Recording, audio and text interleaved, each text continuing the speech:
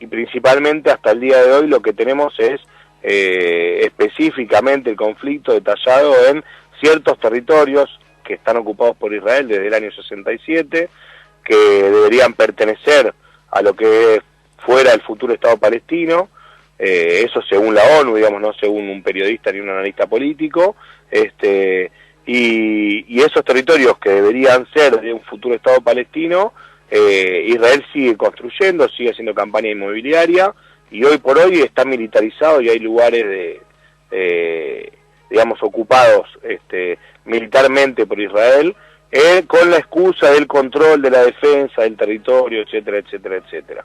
Digamos, lo que pasó en este último tiempo, básicamente, es que Palestina está dividido hoy en dos grandes frentes que vendrían a ser el Fatah y Hamas, que son dos organizaciones políticas, una con determinadas acciones que por el mundo son consideradas terroristas, pero no deja de ser una actividad política, y otra un poco más moderada, con la cual Israel estaba intentando negociaciones de paz. En este último tiempo, Hamas y el Fatah, que eran dos grupos, uno que gobernaba en Gaza y otro que gobernaba lo que es Cisjordania, intentaron ponerse de acuerdo, encaminarse entre ellos hacia una unidad más firme con los grupos palestinos, y esto a Israel no le gustó nada, empezó a tratar de presionar al Fatah, con el que venía negociando, para que no negociara con Hamas, y en este embrollo, casualmente entre comillas, hay un atentado hacia 3 jóvenes israelíes que vivían en esos territorios ocupados, digamos, de la población civil que está ocupando territorios, que está colonizando un terreno, digamos, de tierra. A partir de ahí, Israel lanza una supuesta defensa o venganza, llamémoslo como quieran, con este ataque a Gaza, culpando, digamos, y responsabilizando a Hamas por el atentado de estos 3 jóvenes.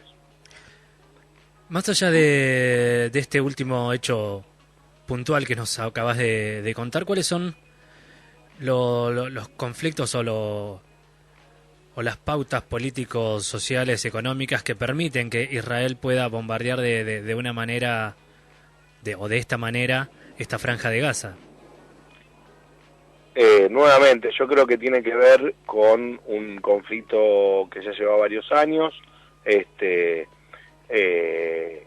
Israel no es ingenuo, pero tampoco, digamos, lo que pasa en el lado palestino, digamos, es un conflicto de muchísimos años, con matices, con diferencias, y que para tratar de entender la violencia israelí o la violencia del ejército israelí, hay que primero entender cuál es la situación de conflicto permanente que se vive en ese lugar.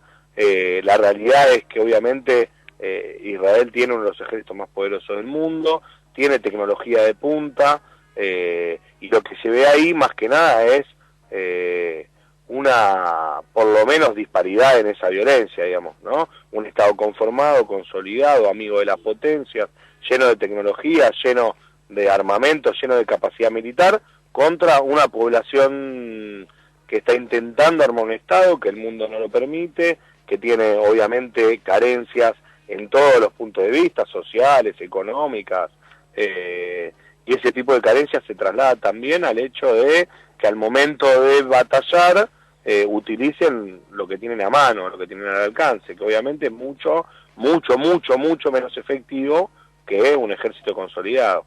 Digamos, lo que se ve ahí es una disparidad, pero no deja de ser un conflicto entre dos espacios, digamos. ¿Se entiende?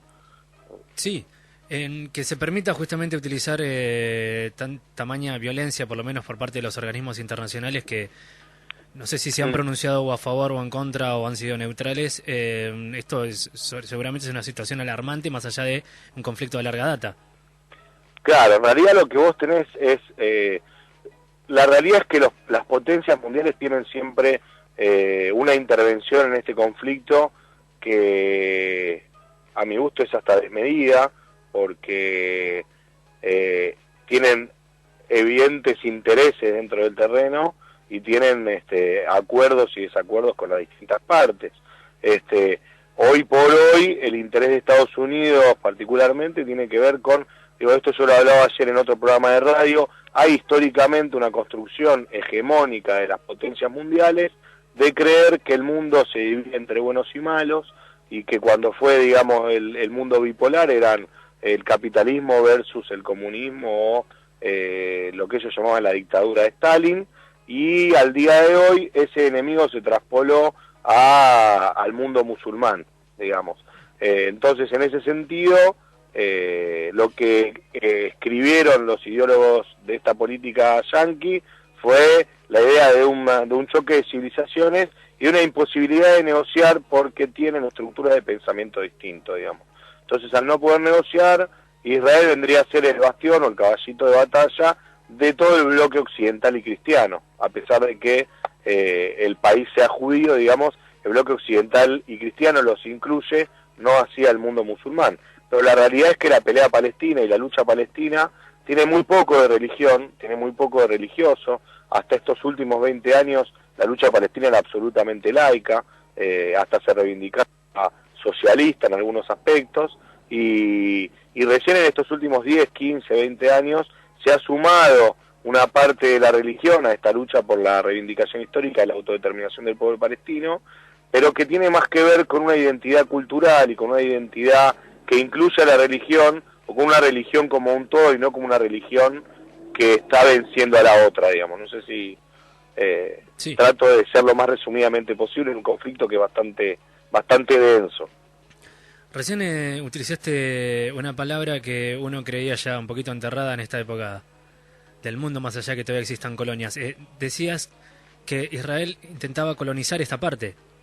Sí, no, eso es absolutamente claro, incluso es la misma palabra que usa el Estado de Israel, digamos. Ahí, por eso yo te decía que una cosa es la discusión por el terreno en sí, que es un todo, y la discusión sobre las colonias propiamente dichas, que son las que están en Cisjordania, y que hoy en Gaza no existen, porque fueron deshabitadas en el año 2002, si no me equivoco, 2001-2002, pero que básicamente sostienen este conflicto hasta el día de hoy, digamos.